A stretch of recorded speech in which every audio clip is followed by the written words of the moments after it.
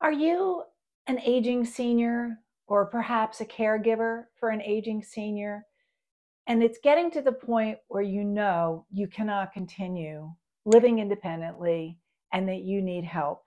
And you don't know where to turn, and there's so many choices. And how do you begin to figure it all out? Well, I want you to know that there is help. It is free, and I'm here to tell you all about it with an interview with Lindsey Poeth. Stick around.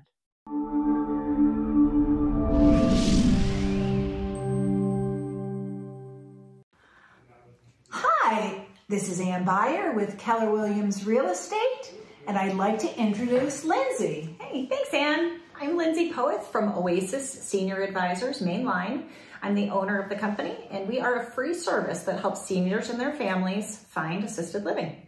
Fantastic. Lindsey, this is such an intriguing service for me and of such interest to so many people who are at the point in life where they need to figure out what their next move is as a senior. Can you tell me a little bit about the differences of senior living options? What choices do people have? Sure. Well, there are a lot of different options, which is actually where I think getting an advisor or someone who's specific to the area and knows the ins and outs is really important because, again, there are so many options that are available and it can just be really overwhelming. So we think about it in terms of how much care someone needs. If you're completely independent, but you could really benefit from engagement, housekeeping services, not paying for utilities, having a community around you, there's a lot of benefit of that, and that's called independent living.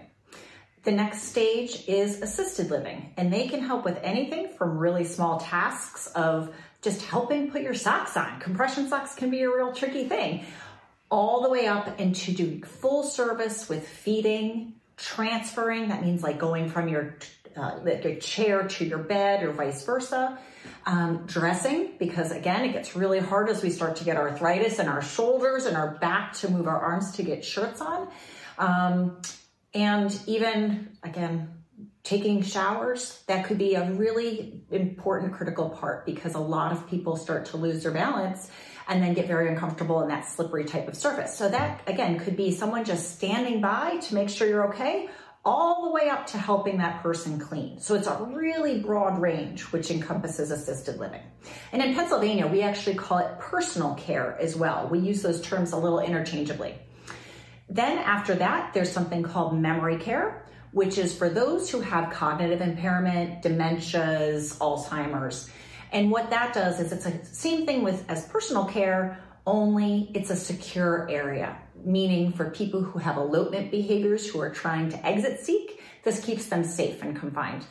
And the activities are different too, because you might also have people who are nonverbal. You might have people who can't do the hand-eye coordination at a very precise level. So they really have different activities of engagement focused for those with cognitive impairment. The last step in our continuum here requires the most degree of assistance, and that's skilled nursing. So skilled nursing, they are in nursing homes. They feel pretty institutional. We often can have a stopover there if we need rehab. So let's say if we have a broken hip and you go to the hospital, you might have to do a rehab stay. And those are also typically in that skilled nursing center. Well, this is such a complex subject, and I can understand how beneficial it would be to have someone like you who knows all of these differences and all of the facilities and knowing, which one might be appropriate for you based on an interview that Lindsey would give you and to help you sort through this complex maze.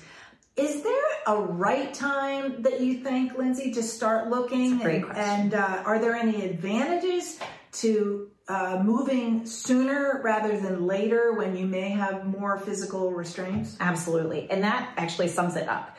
Most people wait too long. And that's not just me trying to get people to move to assisted living. I'm a firm believer that there is a lot of value in that. Everyone's point is a little bit different on when that point is. But the older we get, the more infirm we get, the more difficult it is to move And then if we wait too long, you miss a lot of the benefits of moving to the community in the first place. It's harder to make friends if we aren't mobile.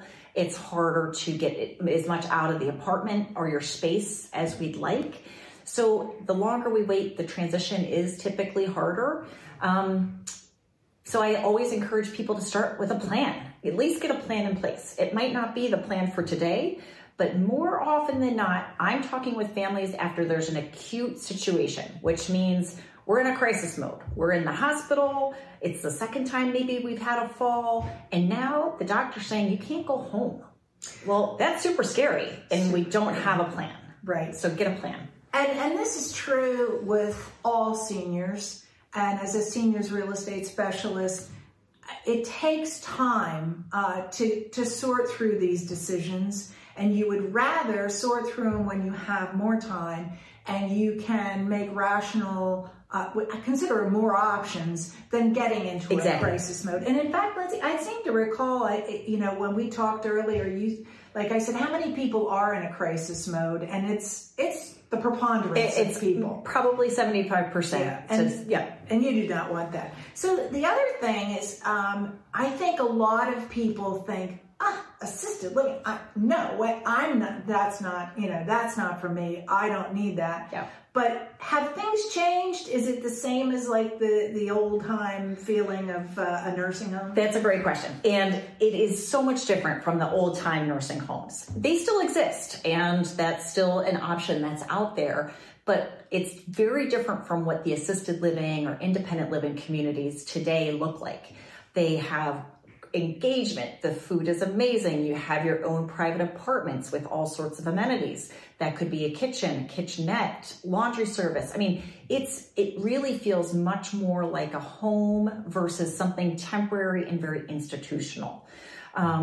So that is a big part of what we want people to at least see what's out there, because when they walk in the doors, they go, oh, this is a lot nicer than I thought it was going to be. And nobody is excited about this move. Nobody is raising their hand saying, please take me to assisted living. I can't wait. But we're really trying to open people's eyes to what is out there. And the whole move to an assisted living community is to make people actually more independent, which seems a little counterintuitive. So everyone stays in their home as long as possible because this is my home. This is where my family, I've raised my family. I've been here for 60 years. But all of a sudden they can't drive. And all of a sudden maybe a spouse passes and their friends aren't coming over and it's harder for their family to come over. So now they're isolated in this little world of their home. And our job is to say, let's go take a look at what a community looks like. So now you have all your transportation taken care of. Your family can come visit. Things are accessible to you. All you have to do is walk down the hall for your meal. You don't have to worry about cooking it.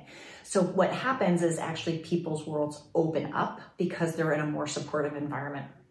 Well, that's actually a perfect segue, because sometimes by failing to make a decision to move, the decision is to stay at home. And a lot of people think staying in their home is the right decision. But tell us some things that maybe beyond what you said. You can't drive, you got to get transportation to people aren't visiting. Is there anything else from a financial standpoint that people should consider if they stay at home? So there is. I guess there's a couple of different factors from that standpoint. So if you do need care, you could always have private duty home care come into your home. That would be something that you would pay out of pocket for. And that's a step a lot of people take at first, because they want to stay in their comfort of their own home and they only need a little bit of assistance. That's fine. And in fact, again, we encourage that. We want people to be safe. So if home care is the way to do it, fantastic. But because in Pennsylvania, moving to assisted living or personal care is a private pay endeavor, meaning it's all out of pocket. This isn't covered by Medicare and it's not covered by Medicaid. So oftentimes the sale of the home being their biggest asset comes into play. And that can be an intimidating process as well. So making sure that you have a support team of someone who really knows the area and a well-versed real estate agent who is also specializing in that senior kind of environment is really important to help just put people at ease. Right. It does. It is a process, and we have lots of support for those of you who are considering a sale of a home. The other thing that's a big unknown to so many of us is, I know it's a big question, but what does this cost? Like, what's the lowest? What's the highest? What can I expect to pay? Sure. So we talked about before, from really low care to very high care. There's more costs associated with really high care. So from an independent living perspective, you might be able to maybe $3,000, $2,500 to $3,500, $4,000 a month in terms of an independent living apartment. There's typically one meal a day included in that price point, usually housekeeping once a week. All your amenities and activities and utilities are typically included in that. The one exception might be cable. Oftentimes they don't have cable. And again, it depends on the size of apartment that you're getting. Is it a small, efficiency studio that's 350 square feet, or are we talking about a 2,000 foot residence or square foot residence? So that has a big differentiator. When we get to personal care or assisted living, same thing. We're going to take into account the size of the living space, anywhere from a shared, a studio, 1 bedroom, 2 bedroom. I mean, they get pretty big. And the level of care. Do you just need a little bit of help with your medicine? Mm-hmm. Or do you really need full assistance going to the bathroom and getting showers and getting dressed? So on average in Pennsylvania, I would say people are paying roughly $6,000 to $8,000 a month for assisted living or personal care. Okay, well that's, and I was going to say, and then a little bit higher than that, if you need memory care, it could be anywhere from $5,000 to $7,000 to $8,000. And then for skilled nursing in Pennsylvania, you're going to be paying anywhere from about $11,000 to $15,000 a month. Oh my goodness. It's a lot. And we really try to keep people out of the skilled nursing world. It's not good for our morale. It's not good for quality of life. Right. So we try to keep people, as long as they can afford to do it, within that personal care world.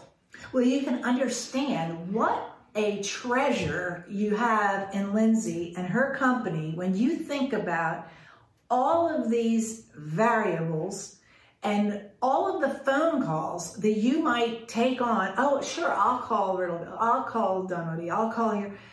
Why? Because she knows all of that. She interviews you and sits down, and it's a very personalized service.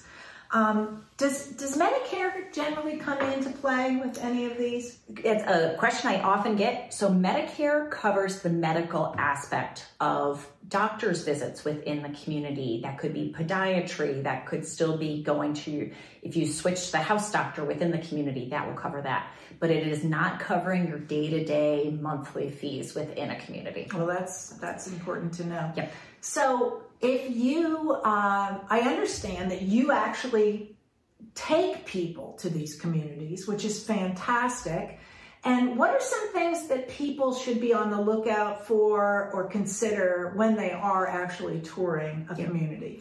Well, I think overall at a high level, you want to look around to see the residents of the community. Do they look happy, engaged, clean? I mean, those are some basic things, but they're pretty big red flags if you're looking around and everyone is not engaged or they just look miserable. You're going to have some degree of that in every community, but you want to have something that feels vibrant. So walking around, seeing the actual apartments that we're looking at, not just a model apartment, that's really big. Understanding what kind of staffing is on site. There are state regulations which require certain minimums, but there are differences with going above and beyond what those minimums are.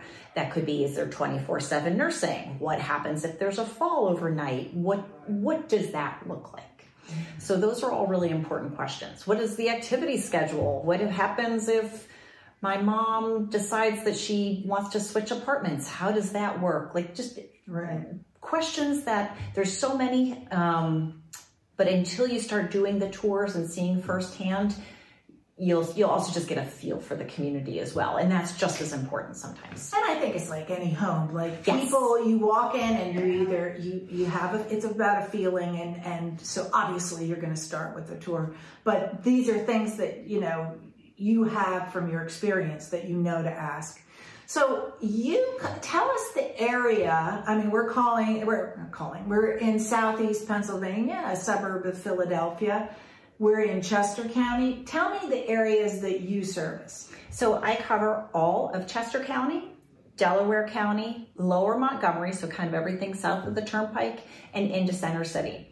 We also go up to Pottstown, a little bit out to the Lancaster area, and up, so a little bit up into that Berks County, a little bit into the Lancaster County area. Fantastic. And if you are outside of those areas and you think this is a service that would really benefit you, how would someone get in touch with somebody just like you? Great question. You can still call me, and because as an Oasis franchise, we work hand in hand with all the other Oasis partners around the U.S. And especially around here, we have a lot of families that maybe mom and dad live in Delaware and a daughter lives in Chester County. We work hand in hand with that Oasis partner down there to make sure that we're not wasting the family's time. We're trying to make it as efficient as possible because this process is already pretty overwhelming. So we, again, just trying to streamline it for the family. So you can call me and I will get you, if the area is not appropriate for me, because again, you want to have experts in the area where you're looking. For me to give advice in California or Idaho is silly, you know, so actually make sure you're finding someone who's an expert in that area. And so yes, we could easily hook you up with whoever we have in that particular area. Well, this is fantastic. Lindsey, thank you so much. No, thank you for having me. This has been so enlightening. We're going to have Lindsey's information below in the description box. Feel free to reach out to her. If you have any other real estate questions related to a senior move, I'm Ann Byer, Keller Williams, Exton, Pennsylvania. Happy to help you out. Thank you so much. Thanks.